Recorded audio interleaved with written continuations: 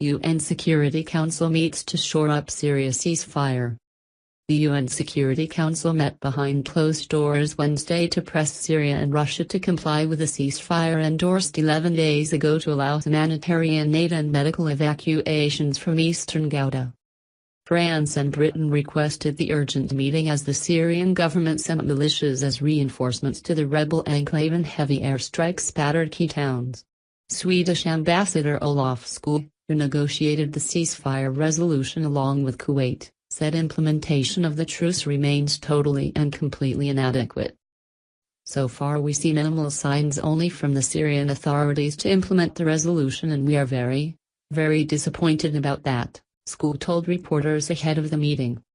Backed by Russia, the Council unanimously adopted on February 24 a resolution demanding the 30-day cessation of hostilities to allow deliveries of humanitarian aid and evacuations of the sick and wounded.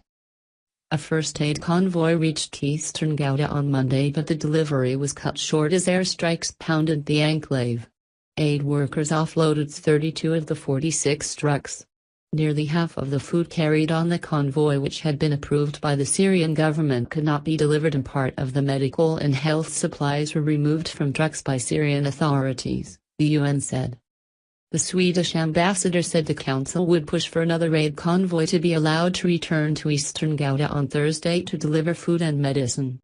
Skoog said the safety of the aid workers must be guaranteed.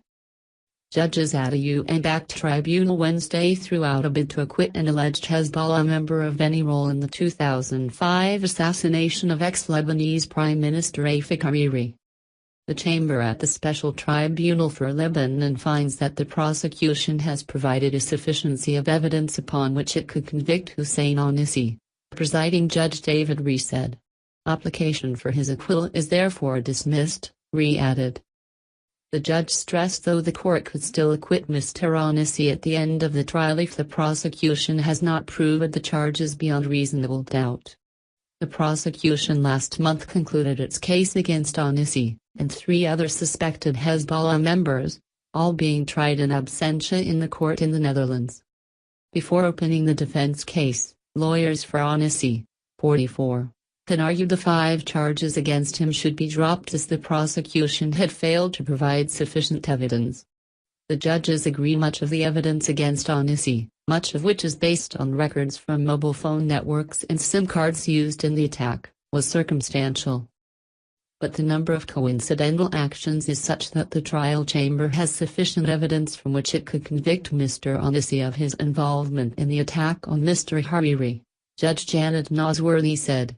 Hariri, who was Lebanon's Sunni Muslim prime minister until his resignation in October 2004, was killed in February 2005, when a suicide bomber detonated a van packed with tons of explosives next to his armored convoy on the Beirut seafront. Another 21 people were killed and 226 injured in the assassination, with fingers pointing at Syria, which had long been a power broker in the country. The assassination of Mr. Hariri was obviously a carefully planned and rehearsed event requiring military precision, said Ree. Anissi is notably accused of having recruited Lebanese Ahmed Abu Addis, and helping him to make a videotape falsely claiming the assassination. Within minutes of the attack, the false claim of responsibility was made in several phone calls to Reuters news agency. Shortly afterwards, a videotape of Abu Addis's confession was dropped off. The court agreed that since the trial opened in January 2014, no evidence had been found that Abu Addis was the suicide bomber and his DNA had not been found at the scene. Rather, Abu Addis had been used as a decoy to divert attention from the attackers to a fictional fundamentalist group, Nosworthy said. Co-defendant Salam Ayyash and a 5th suspect, Hezbollah commander Mustafa Badreddin, are accused of masterminding the plot, with Anissi and the 2 others as accomplices. The case against Badreddin was dropped after he was said to have been killed in fighting in Syria in 2016.